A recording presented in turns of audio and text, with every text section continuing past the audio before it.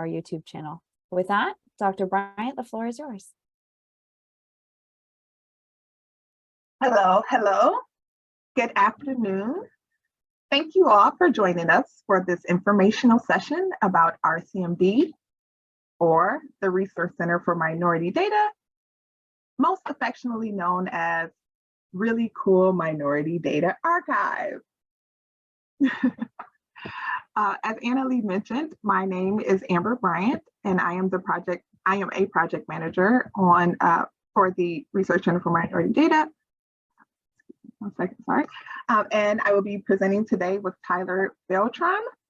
We are both employees here at ICPSR, the Inter-university Consortium for Political and Social Research, and we both work for the project management team.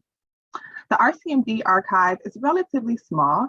It includes me, Tyler, along with our Rcmd director, Libby Hemphill, and senior project manager, David Thomas. Well, a little bit about Rcmd. I'm going to start with some background information. Rcmd is a relatively new initiative at ICPSR. Since the late 1980s, there has been a marked increase in studies and projects on minorities communities, exploring a wider range of experiences and relationships. ICPSR tapped into its archives to assemble existing data files that focus on communities of color, and hence the birth of Rcmd. Rcmd is a member-funded archive, so it is not funded by a grant or an outside sponsor. And it seeks to assist in the public dissemination and the preservation of quality data on vulnerable populations. Vulnerable in this sense means chronically oppressed or historically underrepresented populations. Rcmd wants to be part of an interactive community of researchers and be involved in minority-related issues and investigations in order to make the broadest scope of research on diverse populations available. The goals of Rcmd are multifaceted, and they do not just include producing more scholarship, but the goals are really about generating and supporting access to data on underrepresented and often marginalized communities, including data on race, ethnicity, gender identity, sexual orientation, all of their intersections, and much, much more. Again, this archive is member funded, which means several things. We have the freedom to acquire new data on minority populations that cover a broad array of topics. For example, some of the archives here at ICPSR focus on healthcare studies, or we have a social media archive that focuses on social media data, just to name a few. And these projects are typically funded by a sponsor who is interested in a targeted study or a targeted population. The uniqueness of Rcmd is that it does not discriminate in true Rcmd fashion. We cover a breadth and depth of topics that impact minority populations. I'm going to kick it over to my co-presenter to give you a little bit more details about the type of data that the Rcmd archive ingests and how we go about ingesting, archiving, and then disseminating that data. Okay, thanks, Amber. Yeah, so I'm going to talk to you guys a little bit about how we work or operate. So essentially, this archive actively seeks out data and studies that it can archive within itself. We do that through various ways. Since we're a member-funded archive, we get to choose exactly what we want to do. We also get to actively search researchers and research they're doing and ask them if they would like to share their data with us or archive it here. And since we're not funded by a specific group or interest, we also get kind of a crosslist sort of situation with a bunch of other archives that are in ICPSR. So other archives that ask questions about race or ethnicity, gender, and stuff like that. A lot of those studies and data are archived with us. So that's how we acquire all this data. And then a lot of it goes through the curation process. So ICPSR curates its own data. We have a whole curation team that makes sure that this data can be easily downloaded. So they put it up in formats like SPSS, SAS, and stuff like that. And then our end of this sort of thing is we archive this and keep it forever. and we have it in our website so people can download it and do secondary analysis and other stuff like that with it. And here's just a little bit about the breadth.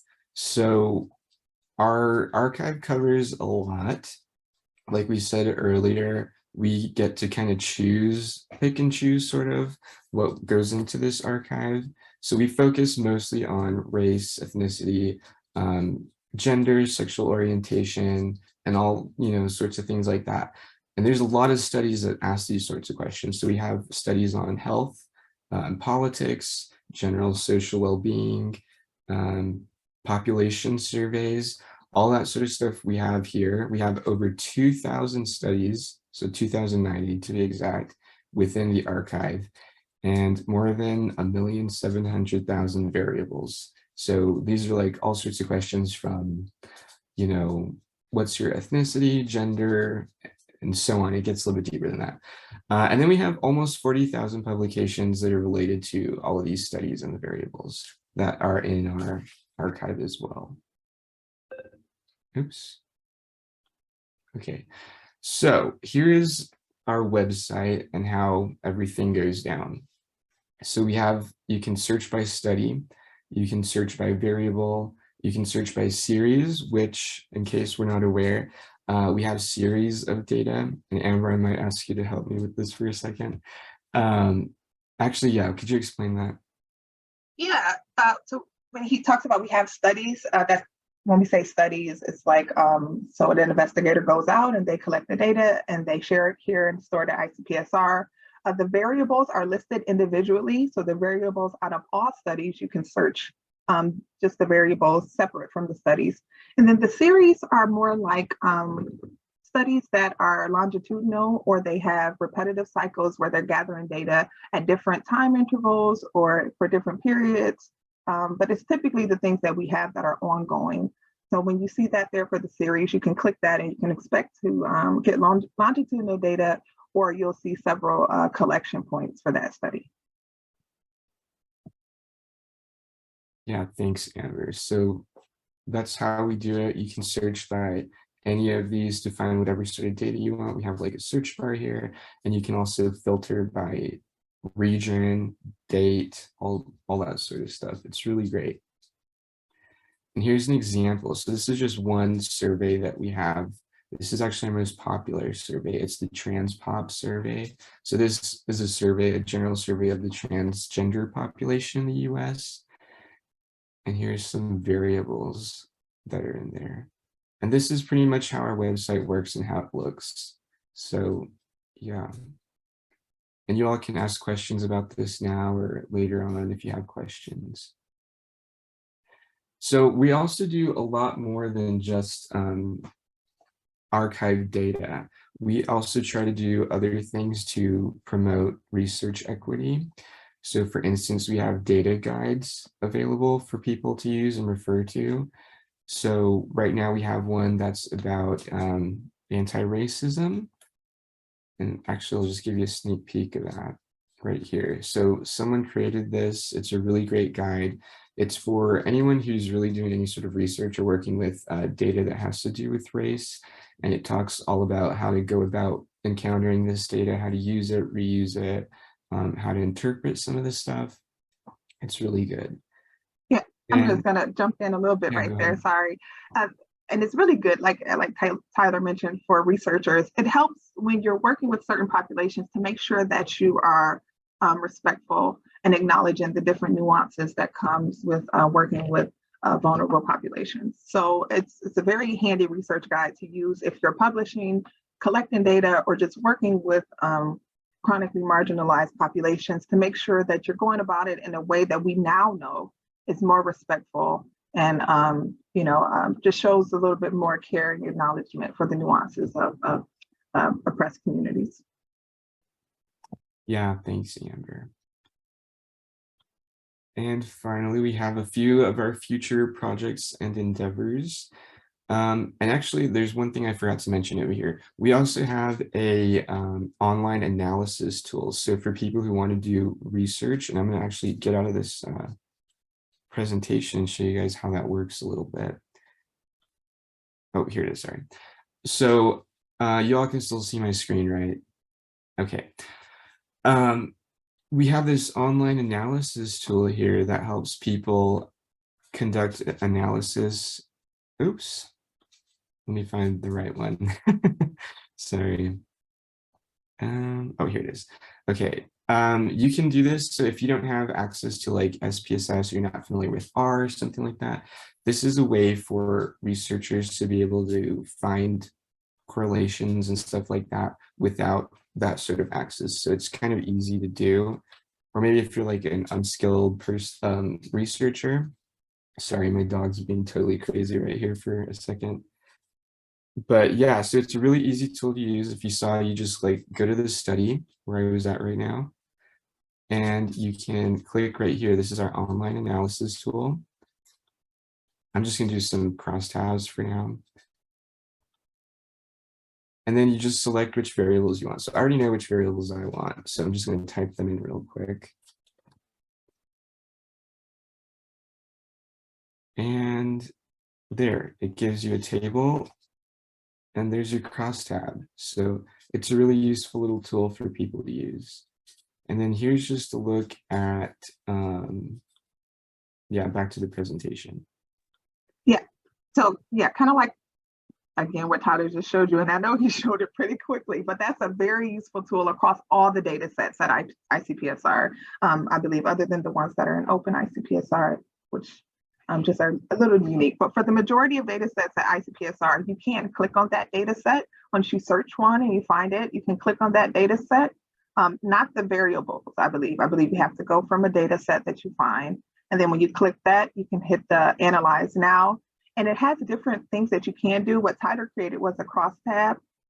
There was a prompt screen that came up before that that just tells you a little bit about what you'll be able to have access to and different ways that you can, maybe use that, use the tool. Exactly. They have a lot of different analysis tools if you want to. I think you can do even simple regressions. But again, the data is here for secondary analysis. You don't need an IRB. You just come and you find the time period that you're looking for, the population that you're looking for, that a study that has your variables, and you can begin to run some analysis and do some research and write for publication. So that is a very useful tool that we try to promote at ICPSR and definitely through Rcmd, because it helps bridge that gap between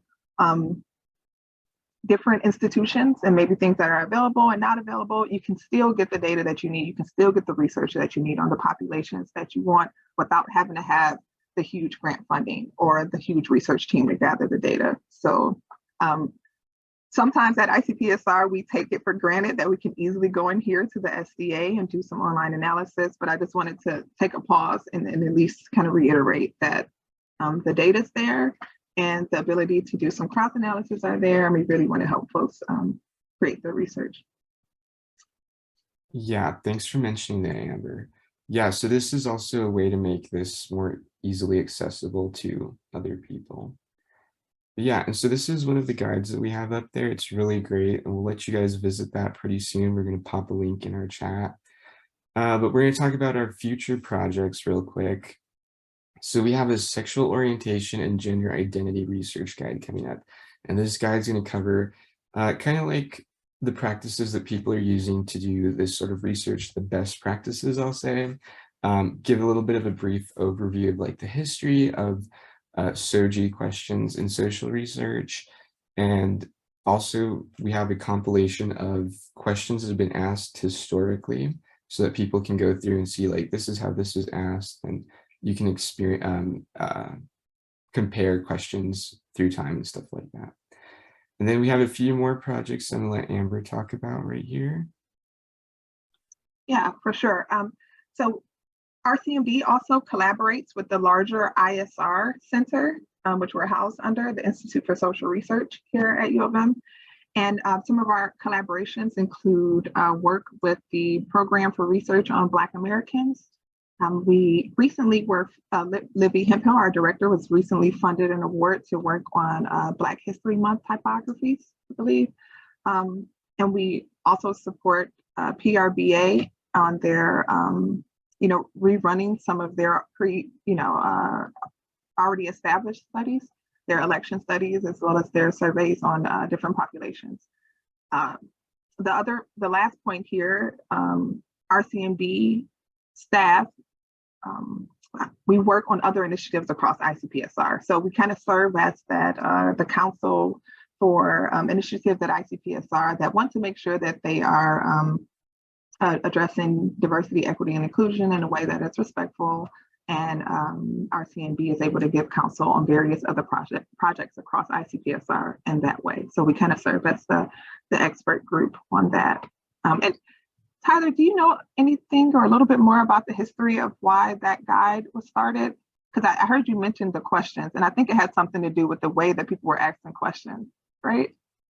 I just thought it had a little bit of an interesting conception. I know like a really big or concise history of it, but I know it was made to address issues in research equity, and that's, I think, even written on the statement. Here, let me go back one. Yeah, so the person who created this wanted to stop marginalization of racialized community. So this is a kind of a way to say, hey, this is an issue and this is how we're going to address it on our end. And it's a very useful guide. There's a lot of really great resources for you guys to check out, which we'll add our website right now. So here's our outreach, because we also want to do some outreach stuff. And we have a social media. We have our Facebook right here, which Amber is putting in the chat right now. Thank you. And you all can add that to your pages or however Facebook works. Sorry, I'm not too familiar with Facebook.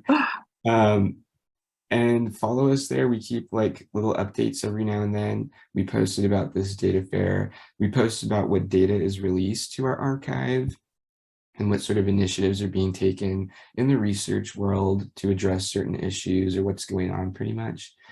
And we have an ask of all of you who are here today. We ask that you please share what you learned, help us generate awareness of RCMD, spread the word to your colleagues, friends, people in your circles, and stuff like that. Is there anything else you want to add, Amber? Yes, and be sure to follow us on Facebook. And if you know you are doing research in these areas, because we care so much about the populations that we're trying to protect, I really would stress to look out for those resource guides so that you make sure that you're asking questions in your surveys that are getting you to the answers that you intend, and to make sure that you aren't offending your study participants in the process. So a lot of times those things are unintentional. And I really think, especially the newest guide that you are working on right now, Tyler, and it looks beautiful. So when you guys see it when it comes out, it's very user-friendly, a lot of nice colors and things like that. But sometimes the offenses that people commit are unintentional. And that is one of the reasons why we have these guides, is because we notice that researchers are intending to empower these populations, but they may forget, again, the nuances that comes with being respectful, understanding the difference between sexual orientation and gender, our gender identity, and it's just the small things that come with being part of populations that weren't always historically researched, that weren't always respected in research, and then always, populations that didn't always appear.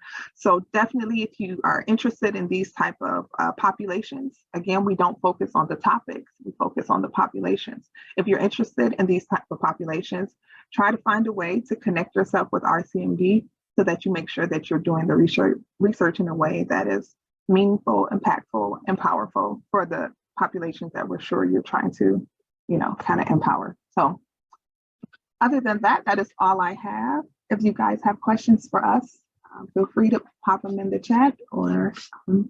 I was going to make one last plug. So if there's any researchers here that are studying these populations, we would love to get to know you and find out what you're researching and talk to you about possibly archiving your data with us. So you can send us an email. We'll get that to you somehow. And we'd love to hear from you. And if you guys have any other questions that you want to ask now or in the chat, you can email us too with your questions and we'll answer them. We're friendly people. We want to just be your resource for research on these sorts of populations, so feel free to ask. But yeah, I think that's all we have. So now we can open up to questions. If anyone has questions. We have some in the chat we can probably address. Okay.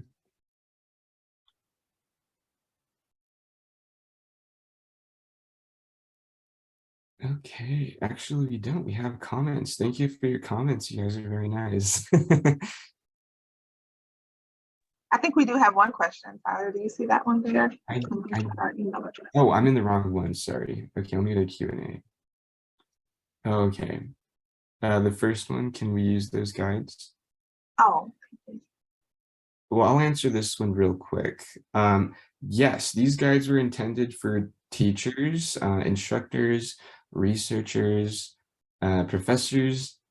There's a whole lot of ways you can apply these guides. So they're not specifically research focused, a lot of them. So especially the one we're working on right now, it addresses differences of, like what Amber said, between sexual orientation, gender identity, gender expression, stuff like that.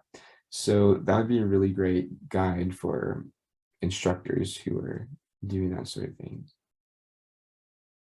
I did see a question about another iteration of the Latino National Survey. I believe the last one was ran in 2006. Right now, we are not aware of another iteration of that survey coming in, unless, correct me if I'm wrong, David Thomas, our senior manager, if you're in the chat, but I don't think that we have another iteration of that coming in anytime soon. That doesn't say that it does not need to be ran. That does not say that there is not significance in getting some more up-to-date information. All that is to say is that no one has taken the survey and tried to rerun it again to gather more recent data. That is something that can always be done. And luckily here at, okay, no, nothing newer. Luckily here at ICPSR, you can go on there, look at the data, look at the questionnaire, look at some of the ways they went about funding, and consider, you know, if you can help do that as well. If you can help rerun another iteration, that's always an option. And then we just got another one. So it's, if we know of data that might fit here, would you take it? Yes, we would look into it. So we'd love to hear from you. Send us an email with what data you have, or you can just explain, hey, this is what I'm doing. And then we'll start a conversation and see how we can get your data archived with us. So yeah, we do that. We're currently doing that with a really big project. This is just an example of how we do it. But the director and the other manager worked with this group of researchers to try to get their data archived here. And it was very one-to-one. So yeah, we can do it that way or through the university, however. And we have one here. I'm going to read it out loud, and then one of us can answer. So, for data librarians trying to support researchers working with this type of data, do you have any guidelines for us pointing them to your archive? Good question. I'm sorry, say that again, for people who are working. So for the data librarians, when people come to them asking, hey, I have a question about this type of data, what are the guidelines we have that'll help them point the researchers to our archive? I know that our data librarians know about Rcmd, and they're always going to point people, at ICPSR to the relative archive. I can show you let me show the home page. Oh, I can't. But if you look at the home page of ICPSR, when you go there, you can scroll to the bottom, and there's a list of all the archives that are available at ICPSR, and our data librarians personally that work for us, they're very good at helping researchers find the archive that would benefit them the most. As we mentioned before, there's a lot of studies that cover different topics, from scroll up just a little bit to all of the logos. Down, sorry. There you go, that's the beginning of the collection. So you can see there all of our different archives. There's, again, Civicleads Healthcare. We have Civicleads that's about education, archives about aging. We house the U.S. Census Bureau, the Peers Data Hub, which is about STEM education. So Yes. If you're talking about the larger U of M community librarians, I'm not sure that they, are specific enough to know about the archive that we have here at ICPSR, but they are aware of ISR, the larger institute. So I think in that sense, our librarians do, but I'm not sure on a general sense. Sorry, I'm muted. One thing I would like to add though is if you are a data librarian who asked this question, we would love for you to spread word about what you learned today. And we can talk about maybe getting you some little information and stuff. If you send us an email, say, hey, I'd like a little bit of information, we can send you like links to our website and maybe like other stuff like that you can put on your own website for your school or your library, just to help us get the word out there. Because we know there's a lot of people who are really interested in this sort of stuff. So we'd love to get those sorts of people involved, looking at what we have to offer.